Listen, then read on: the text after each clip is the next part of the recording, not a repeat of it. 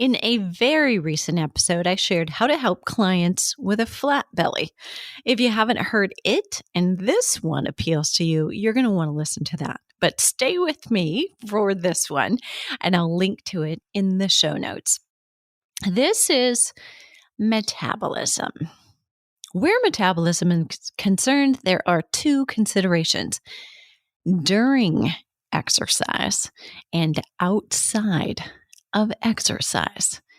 I will leave you with that thought for a moment about which one might be more important.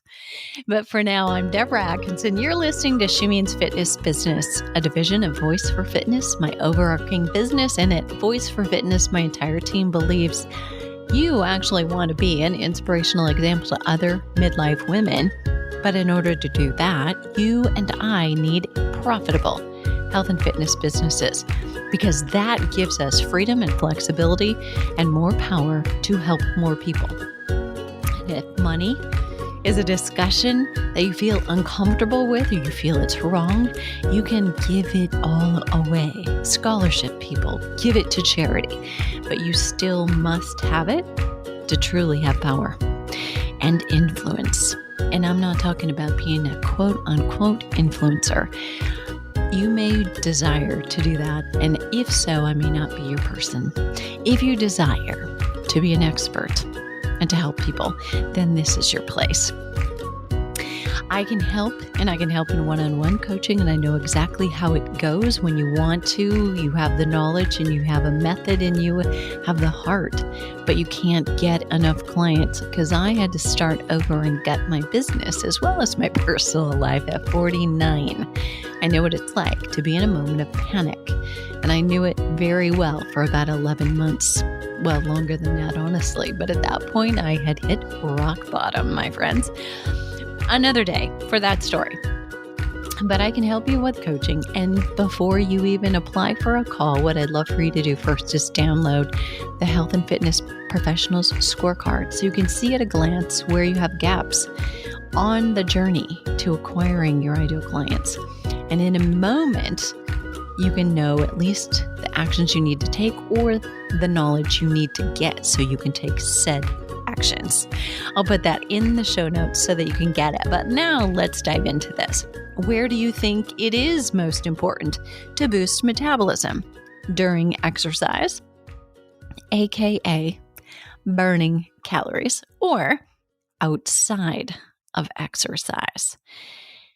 One is what happens 30 to 60 minutes a handful of times a week, and the other is about what happens the other 23 or 23 and a half hours of the day.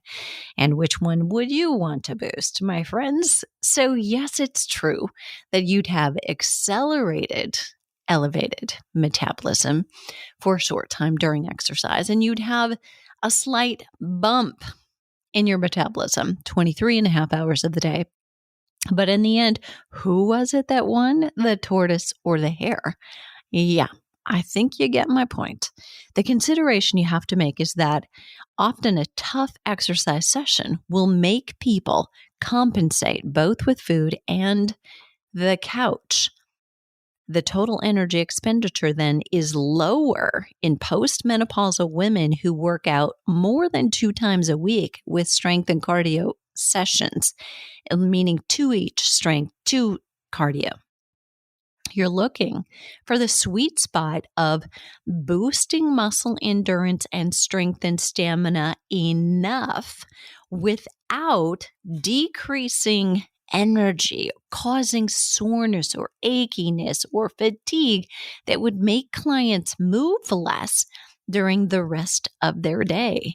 Information published by the Mayo Clinic informs that it is the all-day activity or movement that a client does that correlates with their risk of obesity. That is, it's not those who go to the gym most. It's people who move the most during the rest of their day that have the least risk of obesity. Can you be both? Yes. But it is often those gym rats who work so extremely hard at the gym that are conserving energy so that they're prepared for their workout or afterward because they're sore, they're achy, they're tired because they worked out. and probably not in their Goldilocks of ideal. Strength training is the only way to increase metabolism without accelerating aging. Quote unquote, Dr. Joel Fuhrman.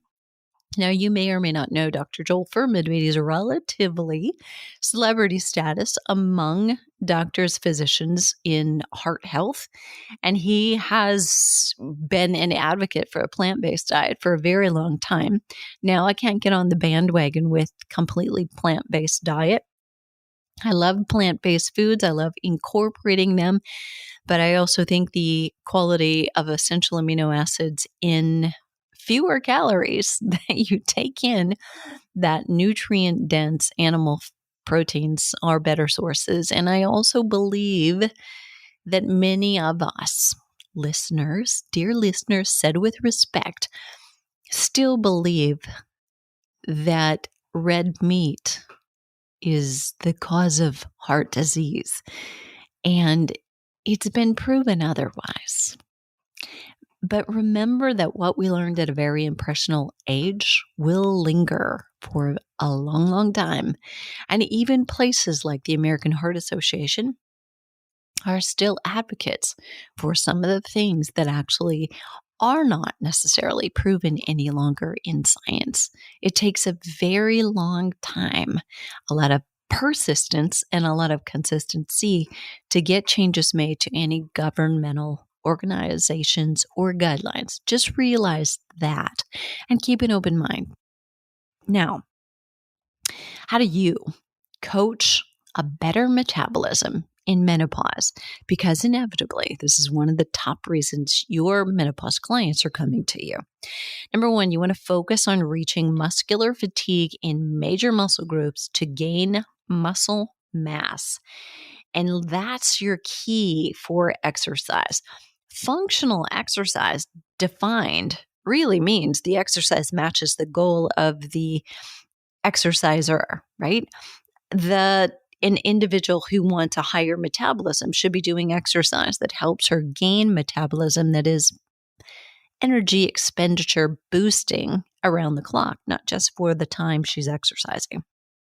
You can choose battle rope exercises or renegade rows or kettlebell swings, but those focus most on elevating the energy expenditure across many muscle groups for a few seconds or minutes, not reaching muscular fatigue to increase lean muscle mass so that the entire body is boosting at a higher rate around the clock.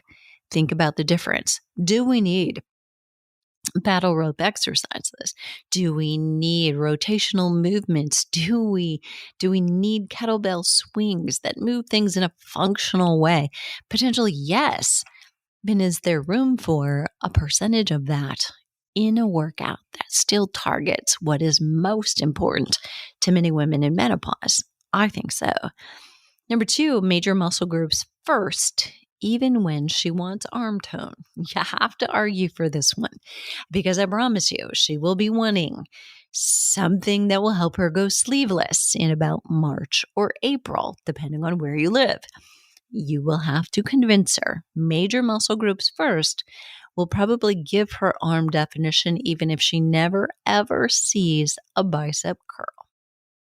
Number three, avoid crazy compound exercises that decrease the weight that can be lifted. Let me say that again.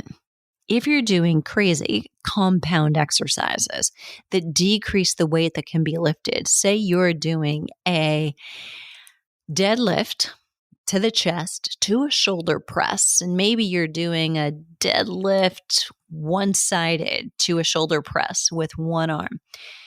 How much weight are you going to be able to lift compared to if it were purely a deadlift? Also a compound exercise, but less crazy because they're not so much involved. Or if it were simply a shoulder press as opposed to bring it up to the center and then snatch and lift it all the way up. Would you be using an appropriate weight then for the shoulder? Because that's what your limitation is going to be if you're doing the opposite. A deadlift to a shoulder press really needs to honor the shoulder where you're going to be risking injury at the shoulder, or momentum is doing the job And you really are not totally taxing any muscle group at all. You're just moving a lot. And anyone can move in a frenzy. But is it really helping with the ultimate goal she's got? So let's say a squat to an overhead press. You've got the potential for momentum. Second, the weight you press overhead is going to be far less than what you can squat with. So the biggest focus becomes core, and neither lower body muscles or shoulders really get fatigued. So function is the key goal. This may be successful. If metabolism is, it's going to be falling short. Next, coach rest and recovery if you want to coach metabolism. Often a woman will do best when she's given something specific to do versus told not to lift again for a couple of days. Meaning, I want you to take 72 hours rest. So you're not going to lift again for until Thursday if it's Monday. But if you tell her what to do Tuesday and what to do Wednesday, she feels now she's being productive. Don't leave her to just, you can do anything. Just don't, tax your muscles. Don't lift weights again. Tell her to do, something specific. Go for a walk. Tomorrow I want you to do HIIT. And then I want you to go for a walk in the morning a little bit longer, blah, blah, blah. But nobody does well thinking they're twiddling their thumbs. Most women who are over 50 right now are going to think more is going to be better. You're going to have to help them. So talk to her, tell her how to use her time. Maybe she walks, swims, she foam rolls, she does yoga, Pilates. Give her a schedule that will fill that itch to follow a plan and stay on track. And the food, coach the food part of rest and recovery. When a woman isn't exercising, often she will think, I shouldn't be eating. I have to exercise in order to eat, to earn the calories or to burn the calories. It's what she's learned and been conditioned to do for decades. And you too, my friend, could be falling victim to this yourself. Do a check. Last but not least, coach with data. Right? Don't wing it. The most important component of what you do is measuring. So I love objective plus subjective measurements in all programs, in all challenges. We'd love to know, how are you doing on a scale from 0 to 4 in a multitude of things from your brain to your toes. And we also like weight. We like measurements. We tell people exactly how to do them so that they can do them once and twice and 3 times exactly the same each time with no guessing. They're not moving that tape around because we've given them the parameters. And body composition. Now, we ask for percent body fat, but we also say if you have a really intelligent scale, not just a smart scale, but a really intelligent scale, it should be able to tell you your lean muscle mass absolute. So in pounds or kilograms, not a percentage. And here's why that gets to be a slippery slope. If you're saying, well, what should my percent of muscle be? I don't want you to know like that. What I want you to know is percent body fat. It does matter. If you're at 30% body fat, you're obese, period. There's no sliding scale for, you're obese if you're 30% body fat at age 29, but you're not obese if you're at 30% body fat if you're 65. Then that's okay to be fat. No, seriously? Your muscles, your body, your organs are less resilient as you age. Why would we suggest that having more body fat would be a good idea? Now, do you know that the norms sometimes, depending on what you're quoting, may give you a sliding scale? And you know what that is? That's the average person. The average person does get fatter. Do you want to be average? I don't think that's what we're aiming for, is it? Not for me. I want a little bit better than average for me, for my kids. I don't want them to take care of an average, frail, fractured bone, older mom. Not really. I want something better for them and for me at end of my life. And I think we can have it. We will prove we can. Some of us. Will you be one of them? That's the question, right? Will you be training those clients who are one of them? Use data. Then you know what she's doing is working or what she's doing isn't working, and you can pivot. You should be able to know if this doesn't work. We're going to check in with the habits. Have you been doing them as we wanted? And if you've not, then let's get back on that and figure out accountability for it. But if you have, then let's tweak something, and you'll make one change at a time and monitor that. So I've got 2 or 3 clients at any given moment who will need to be told exactly what parameters to train in, but most importantly, what not to do. For Sunday, slow and low runs, meaning low intensity, I give very specific time and heart rate goals. So if I give a distance, I also give a time, meaning I want you to do 2 miles or 40 minutes, whichever comes first. Now, granted, I know that sounds really slow to you, and it sounds like it's walking, but it may actually be running for one of my clients, or what she qualifies in her mind as running. Okay, so no questions. Heart rate should be no more than, I will tell her. And, on a bike, for instance, a lot of people will have cardiac drift if they're doing say a 30, 35 or 40-minute session. Cardiac drift is very, very common. And I don't want, if I've got a client doing a recovery run, I do not want that cardiac drift. She may say, but I felt fine. I said, I don't care, right? If we're using this training parameter, we have a reason to stay below it. That's an important factor to distinguish. Often the same clients will introduce intermittent fasting and get some initial success. And they finally bought into the idea of boosting muscle protein synthesis and avoiding muscle protein breakdown. And then they'll regress. So inevitably, it's been because I've let my foot off the accelerator, me as the coach. If I stopped reminding them of the steps, we fast, we feast, and then we have fitness. We don't have fitness in a fasted state. A lot of my clients need to be reminded of that. And a lot of them need to be reminded after the fast, you feast. You don't just come back to cutting calories. Diet mentality runs very, very deep, I promise you. And if you've got a woman who struggled, say with obesity or overweight for a really long time, she's a diet expert. And that doesn't mean she's had a lot of success. It just means she only knows how to diet and not to actually eat really well. So inevitably, you've got to know that. They've lost weight, but they'll lose muscle too. So upon review, there's been fast fitness, then minimal feast. And it's only when I ask very specific questions that this surfaces, because realize you and I can get really comfortable having worked with someone for a long period of time and think, oh, they got it. And here's the deal. Oh, they don't. They too forget, and they're defaulting to decades and decades of conditioning.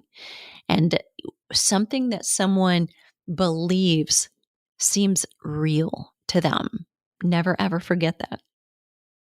They are not trying to mess up. So never, ever underestimate the value of repetition in your message, because she's overcoming, and you are, decades and decades of conditioning and messaging and beliefs between her ears. So the bottom line for coaching metabolism in menopause successfully is know the metabolism is not just burning calories at a higher rate during exercise. Consider the aging effects of increasing metabolism collectively, and know that strength training is one of the only ways to increase metabolism without accelerating aging. Measure the right thing. Loss of weight could be detrimental if it is muscle loss. You'll be praised for a short time, and you will be cursed forever if you let that happen. It's a devastating thing to recover from if you've got clients over 50. It's even worse if they're over 60 or close to 70. Can't tell you how I know that, but it's true. All right. I'm going to leave everything at the show notes, so the resources will be there. Other episodes that you want to connect to, like how to coach a flat belly, we discussed earlier in the show, it will be there too. And the show notes will be at fitnessmarketingmastery.com/coach a better metabolism in menopause. What are you waiting for? The world needs you right now more than ever.